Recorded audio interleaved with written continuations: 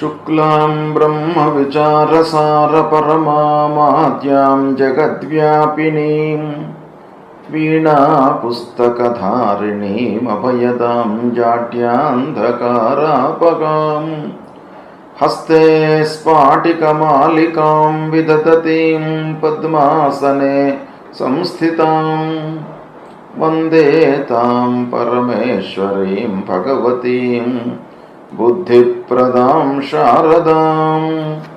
श्री महागणाधिपतये नमः। श्री महासरस्वत्यै नमः। श्री गुरुभ्यो नमः। 2024వ సంవత్సరం జూలై మాసంలో మకర రాశిలో జన్మించినటువంటి వారికి గోచర ఫలితాలు ఎలా ఉంటాయో తెలుసుకుందాం. ముందుగా మకర రాశి జాతకులకి ఈ జూలై మాసంలో గ్రహస్థితి షష్టమ సప్తమ స్థానాలలో సూర్యుడు సంచరిస్తున్నాడు. అంటే మొదటి 16 రోజులు సూర్యుడు 6వ స్థానంలో సంచరిస్తున్నాడు. తదనంతరం సప్తమ స్థానంలోకి ప్రవేశిస్తున్నాడు. సప్తమ స్థానంలో సంచారం ప్రతికూలంగా ఉంటుంది, షష్టమ స్థానంలో సంచారం అనుకూలంగా ఉంటుంది. కుజుడు చతుర్థ పంచమ స్థానాలలో సంచరిస్తున్నాడు. అంటే కుజుడి యొక్క సంచారం ప్రతికూలంగా ఉంది. బుధుడు సప్తమ అష్టమ స్థానాలలో అనుకూలంగా ఉన్నాడు. గురువు పంచమ స్థానంలో అనుకూలంగా ఉన్నాడు. శుక్రుడు 6, 7 స్థానాలలో ప్రతికూలంగా ఉన్నాడు. శుక్రుడు ప్రతికూలంగా ఉన్నాడు.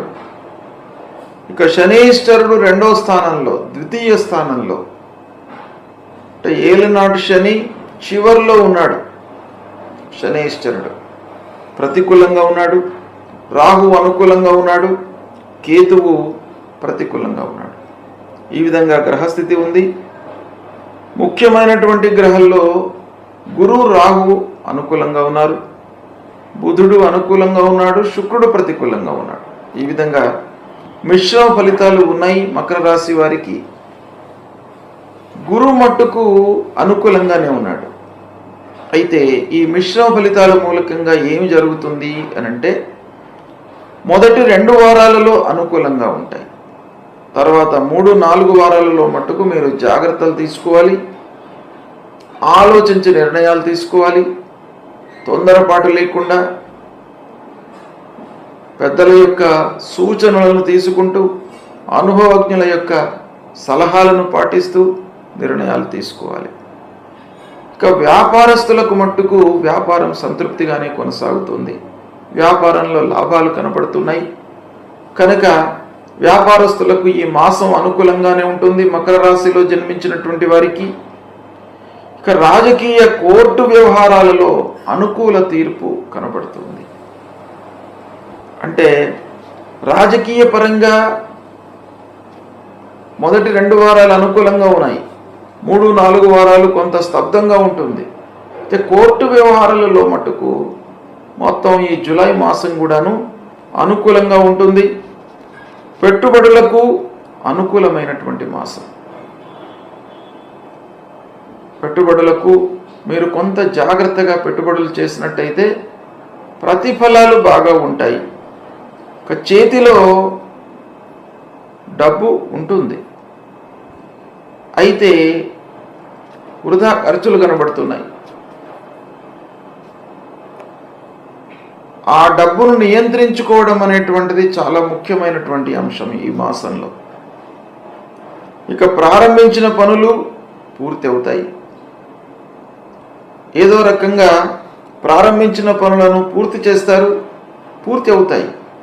అయితే అనుకున్న మేర ఆర్థిక లాభము ఉండదు. దాన్ని దృష్టిలో పెట్టుకొని పనులు చేయండి.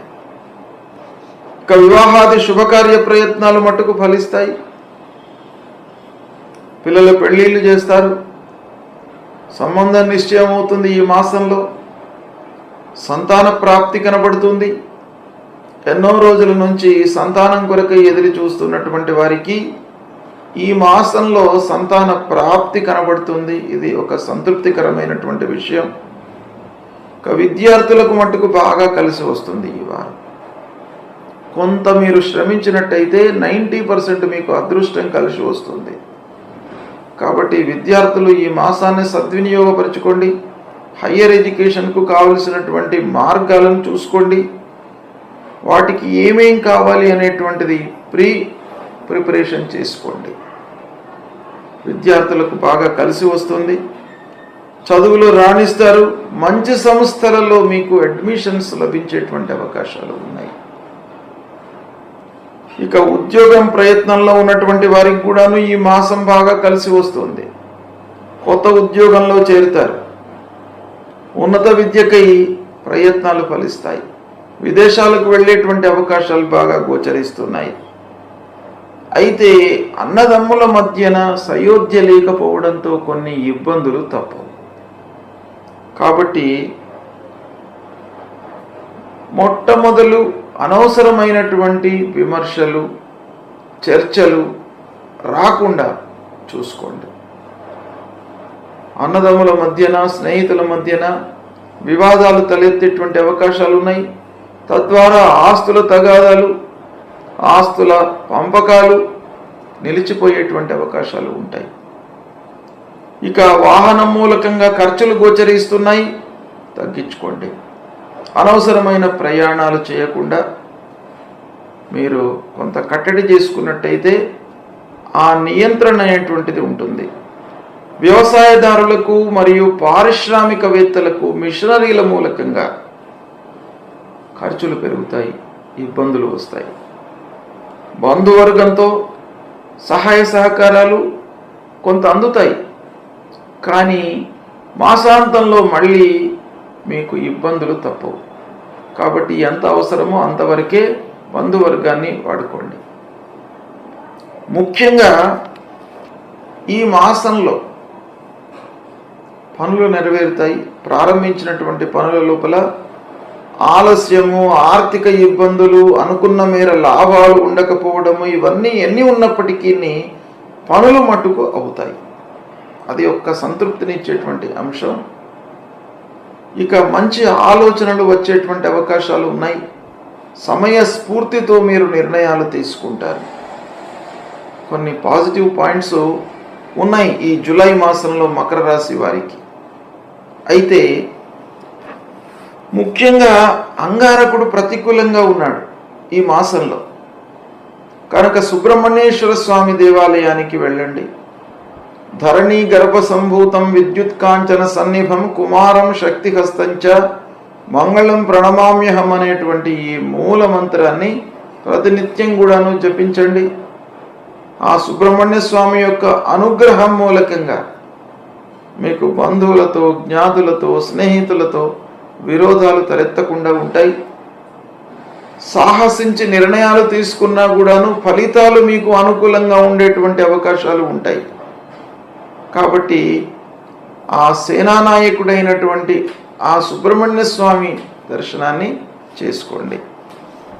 ఇక శుక్రుడు ఆగలేడు కాబట్టి శుక్రుడి మూలకంగా మీకు ఇంటిలో అశాంతి, అసంతృప్తి ఉండేటువంటి అవకాశాలు ఉంటాయి. కనుక మీరు లక్ష్మీ అమ్మవారిని పూజించండి, లక్ష్మీదేవిని పూజించండి, లక్ష్మీ అష్టోత్తరాన్ని పఠించండి. తద్వారా లక్ష్మీ అమ్మవారి యొక్క అనుగ్రహం మూలకంగా ఇంటిలో మీకు ఆ అశాంతి దూరమయ్యి సంతృప్తిగా మీరు జీవించేటువంటి అవకాశాలు పెరుగుతాయి. ఇక శని, ఏళ్ళనాడు శని రన్ అవుతున్నాడు, చివరిలో ఉన్నాడు, ధనస్థానంలో ద్వితీయ స్థానంలో సంచరిస్తున్నాడు. కనుక ఆ శనేశ్వరుడి యొక్క అనుగ్రహం కొరకై ఆంజనేయ స్వామి దేవాలయానికి వెళ్ళండి. నిత్యం కూడాను నీలాంజన సమాభాసం రవిపుత్రం జమాగ్రజం ఛాయా మార్తాండ సంభూతం తం నమామి శనైశ్చరం అనేటువంటి ఆ మూల మంత్రాన్ని పఠించుకోండి. తప్పకుండా ఆ శని భగవానుడి యొక్క అనుగ్రహం లభిస్తుంది. నవగ్రహ దేవాలయానికి వెళ్ళండి. విఘ్ననాయకుడైనటువంటి ఆ గణాధిపతిని సేవించండి, ఆటంకాలు లేకుండా ఉంటాయి. ఈ విధంగా చేసినట్టయితే మీకు సత్ఫలితాలు కలుగుతాయి. ఈ సమయాన్ని సద్వినియోగపరచుకోండి, శుభ ఫలితాలను పొందండి. శుభం.